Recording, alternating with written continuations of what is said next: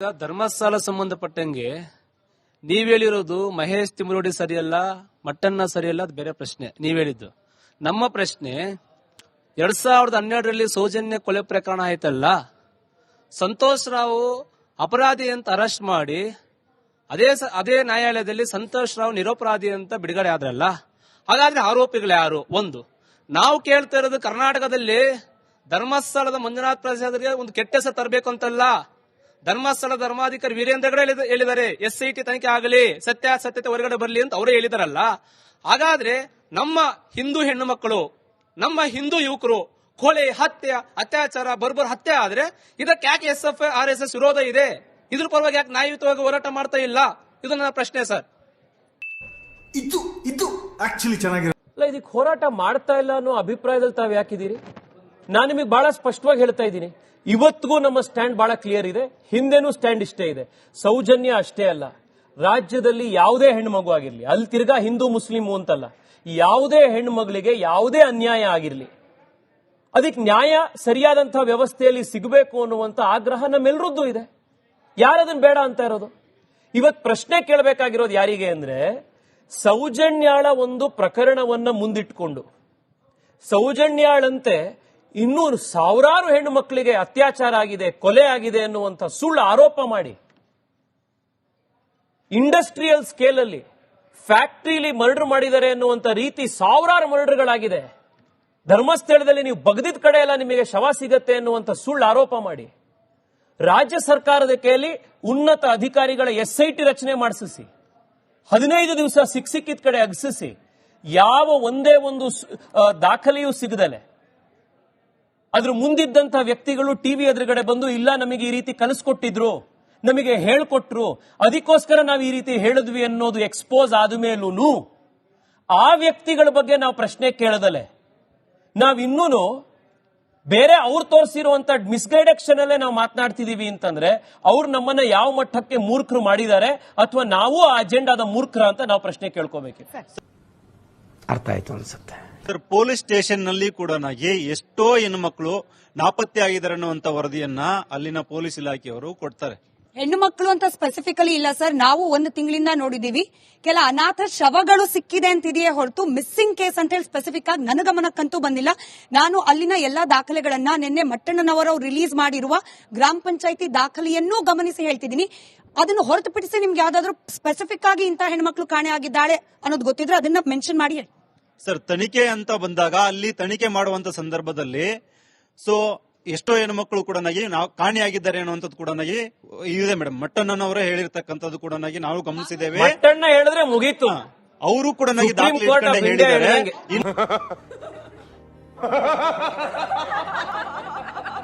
ಒಂದು ಕಡೆಗೆ ಪದ್ಮಲತಾ ಅಂತಕ್ಕಂಥ ಒಬ್ಬ ಮಹಿಳೆ ಅವಕಾಶ ಇಲ್ಲ ಅಂತ ಹೇಳ್ತಾ ಇಲ್ಲ ಸರ್. ಕೇಳಿ ಸರ್, ಹೇಳಿದ್ರೆ ನೀವು ಪದೇ ಒಂದು ಪದವನ್ನ ಬಳಸ್ತಾ ಇದ್ರಿ. SIT ತನಿಖೆ ವಿಚಾರ ಬಂದಾಗ ಯಾರೋ ಮೇಲ್ನವರು ಮತ್ತೆ ಅರ್ಬನ್ ನಕ್ಸಲೈಟ್ಸ್ ಹೇಳಿದಕ್ಕೋಸ್ಕರ ಒಂದು ತನಿಖೆಯನ್ನ ಮಾಡಿದ್ದಾರೆ ಅಂತ ಹೇಳ್ತಾ ಇದ್ದೀರಿ. ಆದ್ರೆ ವಾಸ್ತವವಾಗಿ ಅಲ್ಲಿ ಆಗಿರ್ತಕ್ಕಂಥ ಅತ್ಯಾಚಾರ ಕೊಲೆಗಳಿಗೆ ನ್ಯಾಯ ಸಿಗಬೇಕಾ ಬೇಡ ಅನ್ನುವಂಥದ್ದು ನಿಮ್ಮ ನಿಲುವೇನ್ ಸರ್? ಯಾವೆಲ್ಲ ಅತ್ಯಾಚಾರದ ಬಗ್ಗೆ ಮಾತಾಡ್ತಿದ್ದೀರಾ, ಯಾವೆಲ್ಲ ಕೊಲೆ ಬಗ್ಗೆ ಮಾತಾಡ್ತಿದ್ದೀರಾ? ಸೌಜನ್ಯ ನಾವು ಮಾತಾಡ್ತಿದ್ವಿ, ಅದನ್ನು ಹೊರತುಪಡಿಸಿ ಯಾವ್ದು? ಪದ್ಮಲತಾ ಅಂತಕ್ಕಂಥ ಒಬ್ಬ 12ನೇ ತರಗತಿ ವಿದ್ಯಾರ್ಥಿನಿ ಕಾಲೇಜ್ಗೆ ಹೋಗುವಾಗ ಸುಮಾರು ವರ್ಷಗಳ ಹಿಂದೆ ಅವಳನ್ನ ಕೊಲೆ ಮಾಡಿ ಎಲ್ಲೋ ಒಂದು ಕಡೆಗೆ ಗುಡ್ಡದಲ್ಲಿ ಬಿಸಾಕಿರ್ತಕ್ಕಂಥದ್ದು ಕೂಡ ಅದೀಗ SIT ಮುಂದೆ ಹೋಗಿದೆ. SIT ತನಿಖೆ ತನಿಖೆ ಆಗಬೇಕಾದ್ರೆ ನನ್ನ ವಾದ ಏನಂತಂದ್ರೆ ಅವತ್ತು ಕೂಡ ಪತ್ತೆ ಆಗದಿರ್ತಕ್ಕಂಥದ್ದು ಇವತ್ತಿಗೂ ಅದು ಪತ್ತೆ ಆಗ್ತಾ ಇಲ್ಲ. ಅವ್ರಿಗೆ ನ್ಯಾಯ ಸಿಗಬೇಕು ಬೇಡ ಅನ್ನುವಂತ ವಿಚಾರ ಬಂದಾಗ SIT ಅಂತ ತನಿಖೆ ಆಗ್ಲೇಬೇಕು. ಆದ್ರೆ ನೀವು ನಿರ್ಬಂಧ ನೀವುಗಳು 400-500 ಜನ ಕಾರುಗಳನ್ನು ತಗೊಂಡೋಗಿ ಅಲ್ಲಿ ಧರ್ಮ ರಕ್ಷಕರು ಅನ್ನುವಂತ ನೆಲೆಗಟ್ಟಿನಲ್ಲಿ ಅವ್ರಿಗೆ ಆಗುವಂತ ಅನ್ಯಾಯನ ನೀವ್ಯಾಕೆ ತಡೀತಾ ಇದ್ರಿ? ಈಗ ಇಲ್ಲ ಧರ್ಮ ರಕ್ಷಣೆ ಅಥವಾ ಧರ್ಮ ಯುದ್ಧ ಚಿಕ್ಕದಾಗ ಕೇಳ್ಬಿಡ್ತೀನಿ, ಅದನ್ನ ಸೇರಿಸಿ ಉತ್ತರ ಕೊಡಿ. ಧರ್ಮ ಕ್ಷೇತ್ರದ ರಕ್ಷಣೆಗೆ ಬಿಜೆಪಿ ನಡೆಸ್ತಾ ಇರುವ ರ್ಯಾಲಿ SIT ವಿರುದ್ಧವಾಗಿ ನಡೀತಾ ಇರೋದಾ? ಮೇಡಮ್, ನಮ್ಮ ಬಿಜೆಪಿಯ ಅಫಿಷಿಯಲ್ ಸ್ಟ್ಯಾಂಡು ಮತ್ತೆ ಬಿಜೆಪಿಯ ವಕ್ತಾರರು, ನಮ್ಮ ಅಧ್ಯಕ್ಷರು ಪ್ರತಿಯೊಬ್ಬರು ಕೊಟ್ಟಿರುವಂತಹ ಹೇಳಿಕೆಗಳು ನಿಮ್ಮ ಮಾಧ್ಯಮದಲ್ಲಿದೆ. ಯೂಟ್ಯೂಬ್ಗೆ ಹೋದ್ರೆ ಇವತ್ತು ಸಿಗತ್ತೆ. SIT ರಚನೆ ಮಾಡಿದ ಮೊದಲನೇ ದಿವಸ ನಾವೇ ಸ್ವಾಗತ ಮಾಡಿದ್ವಿ. ತನಿಖೆ ಆಗಬೇಕು, ತನಿಖೆಯಿಂದ ಸತ್ಯಾಸತ್ಯತೆಗಳು ಹೊರಗಡೆ ಬರಬೇಕು. ನಾಳೆ ನೀವು ಪದ್ಮಾವತಿಯಲ್ಲಿ ಇನ್ನೊಬ್ರಿಗೆ ಯಾರೋ ಒಬ್ಬರಿಗೆ SIT ಮಾಡ್ತೀರಾ ಅಂದ್ರೂ ಮಾಡಿ, ಯಾರು ಬೇಡ ಅಂತಾರೆ? ಯಾರೇ ತಪ್ಪು ಮಾಡಿದ್ರು ಕೂಡ ಶಿಕ್ಷೆ ಆಗಬೇಕು ಅನ್ನೋದೇ ನಮ್ಮ ಒಂದು ವಾದ ಇರುವಂತದ್ದು. ನಾನ್ ನಿಮಗ್ ಕೇಳೋದು ಇಷ್ಟೇನೆ. ನಾನ್ ಒಂದ್ ನಿಮಿಷ ಒಂದೇ ನಿಮಿಷ ನಾನು ಒಂದ್ ನಿಮಿಷ SIT ರಚನೆ ಮಾಡಿರೋದ್ರ ಮೇಲೆ ನಮ್ ವಿರೋಧ ಇಲ್ಲ, ಅದನ್ನ ಸ್ವಾಗತ ಮಾಡಿದೀವಿ.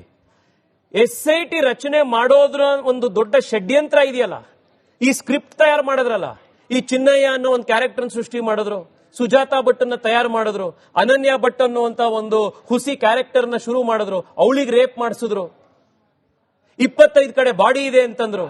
ಈ ಎಲ್ಲಾವುದು ಯಾಕೆ ಹೊರಗಡೆ ಬರಲ್ಲ? ಇವತ್ತು ಯಾರ್ಯಾರು ಈ ರೀತಿ ಪ್ರಶ್ನೆ ಕೇಳಿದ್ರು, ಇವತ್ತು ಅವ್ರು ಯಾರಿಗೂ ಉತ್ತರ ಕೊಡಕ್ಕಿಲ್ಲ. ಬಟ್ ನಿಮ್ಗೊಂದು ನಂದೊಂದು ಸಣ್ಣ ಸಲಹೆ ಇದೆ, ಇದು ಕ್ಯಾಮ್ರಾದಲ್ಲೆಲ್ಲ ರೆಕಾರ್ಡ್ ಆಗತ್ತೆ, ಇನ್ನೂ 10 ವರ್ಷ ಆದ್ಮೇಲೂ ಕೂಡ ಇದು ಆನ್ಲೈನ್ ಅಲ್ಲಿ ಸಿಗುತ್ತೆ. ಮಟ್ಟನ್ನ ಹೇಳಿದ್ರು ತಿಮ್ಮಣ್ಣ ಹೇಳಿದ್ರು ಅಂದ್ಕೊಂಡ್ಬಿಟ್ಟು ನೀವು ದಯವಿಟ್ಟು ನಿಮ್ಮ ಆಲೋಚನೆ ಬಿಟ್ಟು ಅದನ್ನೆಲ್ಲದನ್ನು ನೀವು ಟಿವಿಲಿ ಹೇಳಕ್ ಹೋಗಬೇಡಿ. ಇನ್ನೊಂದು 5 ವರ್ಷ ಈಗಾಗಲೇ ಅವರೆಲ್ಲ ಎಕ್ಸ್ಪೋಸ್ ಆಗೋಗಿದ್ದಾರೆ, ಇನ್ನೊಂದು 3 ವರ್ಷ ಆದ್ಮೇಲೆ ಅವರೆಲ್ಲ ಓಡೋಗಿರ್ತಾರೆ, ನಿಮ್ ಸ್ಟೇಟ್ಮೆಂಟ್ ಹಂಗೇ ಇರತ್ತೆ ಆನ್ಲೈನ್ ಅಲ್ಲಿ. ಅಲ್ಲ, ನೀವು ಯಾವ ಆಧಾರದ ಮೇಲೆ ಕೇಳಿದ್ರಿ ಅಂದ್ರು? ಎಜುಕೇಶನ್ ಇಲ್ಲ, ಮಟ್ಟಣ್ಣ ಹೇಳಿದ್ರಲ್ಲ ಅಂತ. ಪ್ರಶ್ನೆ ಮಟ್ಟಣ್ಣ ಹೇಳಿದ್ರಲ್ಲ ಅಂತ. ಸರ್, ಸೌಜನ್ಯ ವಿರುದ್ಧವಾಗಿ ತನಿಖೆ ಆಗ್ಬೇಕು, ಅದ್ರ ಪರವಾಗಿ ಏನಾಗ್ತಾ ಇದೆ ಸತ್ಯಾಂಶಗಳು ತಿಳ್ಕೋಬೇಕು ಅಂತಾನೂ ಕೂಡ ಹೇಳ್ತೀರಾ. ಒಂದ್ ಕಡೆ SIT ರಾಜ್ಯ ಸರ್ಕಾರ SIT ನೇಮಕ ಮಾಡಿದ್ರೆ ಅದನ್ನು ಕೂಡ ವಿರೋಧ ಮಾಡ್ತೀರಾ. ಹಾಗಾದ್ರೆ ಬಹಳ ಸ್ಪಷ್ಟ ಮಾಡ್ತಿದ್ದೀನಿ, SIT ರಚನೆ ಮಾಡಿರೋದನ್ನ ನಾವು ಹಿಂದೆನೂ ಸ್ವಾಗತ ಮಾಡಿದೀವಿ, ಇವತ್ತು ಸ್ವಾಗತ ಮಾಡಿದೀವಿ. ಹಾಗಾದ್ರೆ ನೀವ್ ಹೇಗೆ ಒಂದ್ ನಿಮಿಷ, ಚಿನ್ನಪ್ಪ ಮತ್ತೆ ಇವರೆಲ್ಲ ಅಂತ ಯಾವ ಗ್ಯಾರಂಟಿ ಮೇಲೆ ಹೇಳ್ತೀರಾ? ನೀವು ಟಿವಿ ನೋಡ್ತಿದ್ದೀರಾ ಸರ್? ಟಿವಿ ನ್ಯೂಸ್ ನೋಡ್ತಾ ಇದ್ದೀರಾ? ನ್ಯೂಸ್ ನೋಡ್ತಾ ಇದೀವಿ. ಚಿನ್ನಯ್ಯನ ಹೇಳಿಕೆಗಳು, ಆತನನ್ನ ಅರೆಸ್ಟ್ ಮಾಡಿರೋದು, ಅನನ್ಯ ಭಟ್ ಅನ್ನೋ ಕಟ್ಟುಕತೆ ಎಲ್ಲವೂ ಕೂಡ ನ್ಯೂಸ್ ಚಾನೆಲ್ ಅಲ್ಲಿ ಎಕ್ಸ್ಪೋಸ್ ಆಗಿದ್ದು ನೀವು ನೋಡಿದ್ರ ನೋಡ್ಲಿಲ್ವಾ? ಖಂಡಿತ ನೋಡಿದೀನಿ. ಆದ್ರೆ ನಾ ಹೇಳ್ಬೇಕಾಗಿರೋದು ಸತ್ಯಾಂಶಗಳನ್ನ ಯಾರು ಹೇಳ್ಬೇಕಾಗಿರೋದು? ಹಾಗಾದ್ರೆ ಟಿವಿಲಿ ಬಂದಿದ್ದು ಸುಜಾತಾ ಭಟ್ ಅವರೇ ಇದೇ ವೇದಿಕೆಯಲ್ಲಿ ನಿಂತ್ಕೊಂಡು ಹೇಳಿದ್ದು ಸುಳ್ಳ ಸರ್? ಅವ್ರು ಆಲ್ರೆಡಿ ರಿಪೀಟ್ ಹೇಳಿದ್ರಲ್ಲ ಮೇಡಮ್, ನನ್ನ ಫೋರ್ಸಬಲಿ ಮಾಡಿದ್ರು ಅಂತ. ಅದೇನ್ ಯಾವ್ದು ನಂಬ್ತೀರಿ? ನಮ್ಮ ಚಾನೆಲ್ ಬಂದಾಗ ನಾವು ಸಿಸಿ ಕ್ಯಾಮೆರಾ ಸಮೇತ ತೋರಿಸ್ತೀವಿ ಸರ್. ಕ್ಷಮೆ ಇರ್ಲಿ ಎಲ್ಲ ಒಂದ್ ನಿಮಿಷ ಕೇಳಿಸ್ಕೊಂಬಿಡಿ. ಸುಜಾತಾ ಭಟ್ ಅವರು ಅವರಾಗೆ ನಮ್ಮ ಚಾನೆಲ್ಗೆ ಎಂಟರ್ ಆದಾಗಿಂದ ಎಕ್ಸಿಟ್. ನನ್ನ ಪ್ರಶ್ನೆ ನೀವು ಪೂರ್ತಿ ಕೇಳಿಸ್ಕೊಳ್ಬೇಕು. ಪ್ರಶ್ನೆ ಕೇಳೋರಿಗೆ ಉತ್ತರ ಕೇಳಿಸ್ಕೊಳ್ಳೋ ಸಹನೆ ಕೂಡ ಇರಬೇಕು. ಸುಜಾತಾ ಭಟ್ ಅವರು ನಮ್ಮ ಎಡಿಟರ್ಗೆ ಅವರಾಗೆ ಕಾಲ್ ಮಾಡಿ ಬಂದು ಇಲ್ಲಿ 1.5 ತಾಸು ಕೂತು ಅನನ್ಯ ಭಟ್ ನನ್ನ ಮಗಳೇ ಅಲ್ಲ, ಜಾಗಕ್ಕೋಸ್ಕರ ಧರ್ಮಕ್ಷೇತ್ರದ ವಿರುದ್ಧವಾಗಿ ನಾನು ಸುಳ್ಳು ಹೇಳ್ದೆ ಅಂತ ಒಪ್ಕೊಂಡು ಹೋದ ತನಕದ ಕಂಪ್ಲೀಟ್ ವಿಡಿಯೋ ತೋರಿಸ್ತೀವಿ. ನಾವ್ ಯಾರು ಒತ್ತಡ ಮಾಡಾಗ್ಲಿ ಬ್ಲಾಕ್ ಮೇಲ್ ಮಾಡಾಗ್ಲಿ ಹೇಳಿಸಿದ್ದಲ್ಲ. ಸುಜಾತಾ ಭಟ್ ಧರ್ಮಸ್ಥಳದ ಮೇಲೆ ಆರೋಪ ಮಾಡಿದಾಗ 100% ಕರೆಕ್ಟ್ ಆಗಿ ಹೇಳ್ತಾ ಇದ್ದಾರೆ. ಅವರು ಸತ್ಯ ಬಿಟ್ರೆ ಇನ್ನೇನು ಹೇಳದೇ ಇಲ್ಲ. ಅದೇ ಸುಜಾತಾ ಭಟ್ ಇಲ್ಲ ನಾನು ಹೇಳಿದ ತಪ್ಪು ಅಂತ ಅಂದಿದ ತಕ್ಷಣನೇ ಸುಜಾತಾ ಭಟ್ಟೆ ಸುಳ್ಳು ಹೇಳ್ತಾ ಇದ್ದಾರೆ. ಇದನ್ನೇನಂತೀರಿ? ನಮ್ಮ ಒಂದು ಮಹಿಳಾ ಆಯೋಗಕ್ಕೆ ದೂರುಗಳು ಬರುತ್ತೆ ಸರ್, ಮರು ತನಿಖೆ ಆಗ್ಬೇಕು ಅಂತ. ಆ ನಿಟ್ಟಿನಲ್ಲಿ ನಮ್ಮ ಸರ್ಕಾರ ಏನು ಇವಾಗ ಒಂದು SIT ರಚನೆ ಮಾಡಿ ಇದರ ತನಿಖೆ ಆಗ್ಬೇಕು ಅಂತ ಹೇಳ್ತಾರೆ. ಇದು ಪಾರದರ್ಶಕವಾಗ್ಲಿ ಅನ್ನೋದು ಒಂದೇ ಒಂದು ಇದರಿಂದ ನಮ್ಮ ರಾಜ್ಯ ಸರ್ಕಾರ ಈ ಒಂದು ಕ್ರಮನ ಕೈಗೊಳ್ಳುತ್ತೆ. ಆ ನಿಟ್ಟಿನಲ್ಲಿ ಅಲ್ಲಿ ಏನೇನಿದೆ ಇವತ್ತು ಹೇಳ್ತಿದ್ದೀರಾ, ಇದು ಎಕ್ಸ್ಪೋಸ್ ಆಯ್ತು, ಅದು ಎಕ್ಸ್ಪೋಸ್ ಆಯ್ತು, ಆಗಕ್ಕೆ ಎಲ್ಲಾ ಕಾರಣ ನಮ್ಮ ರಾಜ್ಯ ಸರ್ಕಾರ. ಅದು ತನಿಖೆ ಕೊಟ್ಟಿದ್ರಿಂದಾನೇ ಆಗಿದೆ. ನೀವು ಯಾರ್ದಾರ್ದೋ ಹೆಸರು ಇವಾಗ ಏನ್ ತಗೋತಿದ್ದೀರಾ, ಅವ್ರ ಹೆಸರೆಲ್ಲ ಆಚೆ ಅವ್ರು ತಪ್ಪು ಮಾಡಿದ್ದಾರೆ ಅಂತ ಬಂದಿರೋದೇ ಅವ್ರ SIT ಕೊಟ್ಟಿರೋದ್ರಿಂದ. ಇದರಲ್ಲಿ ಬಿಜೆಪಿ ಬೇಳೆ ಬಯಸ್ಕೊಳ್ತಾ ಇರೋದು ಯಾಕೆ? ಧರ್ಮ ರಾಜಕಾರಣ ಮಾಡ್ತಿರೋದು ಯಾಕೆ? ಧರ್ಮಸ್ಥಳನ ಕಾಪಾಡಕ್ಕೆ ಮಂಜುನಾಥ ಇರ್ಬೇಕಾದ್ರೆ ಬಿಜೆಪಿ ಅವರಿಗೆ ಅಲ್ಲಿ ಕೆಲಸ ಏನು? ರಾಜಕಾರಣ ಮಾಡಕ್ಕಷ್ಟೇ ಬಿಜೆಪಿ ಅವರಲ್ಲಿ ಹೊರಟಿದ್ದಾರೆ, ಕಾರುಗಳು 400 ತಗೊಂಡು ಅಂತ ನನಗೆ ಅನಿಸ್ತಿದೆ. ಹಾಳ್ಗೆಡ್ಸಕ್ಕೂ ಕೂಡ ಕಾಂಗ್ರೆಸ್ ಮತ್ತೆ ಒಂದು ಅರ್ಬನ್ ನಕ್ಸಲ್ ನ ಗ್ಯಾಂಗ್ ಇರೋದ್ರಿಂದ ಬಿಜೆಪಿ ಕೆಲಸ ಮಾಡಬೇಕಾಗಿದೆ. ಬಟ್ ನಾನು ಒಪ್ತೀನಿ, ಈ SIT ಮಾಡಿದ್ರಿಂದ ಒಂದು 4-5 ಜನ ಎಕ್ಸ್ಪೋಸ್ ಆದ್ರು, ಈ ಷಡ್ಯಂತ್ರ ಹೊರಗಡೆ ಬಂತು, ನಾನು ಒಪ್ತೀನಿ.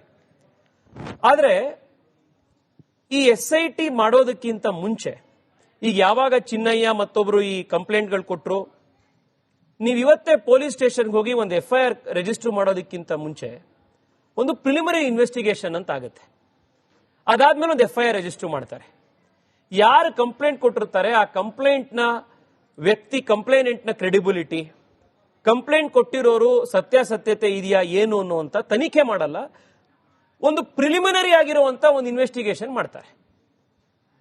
ಆದ್ರೆ ಈ ಕೇಸ್ನಲ್ಲಿ ಯಾವ ಪ್ರಿಲಿಮಿನರಿ ಇನ್ವೆಸ್ಟಿಗೇಷನ್ ಇಲ್ಲ.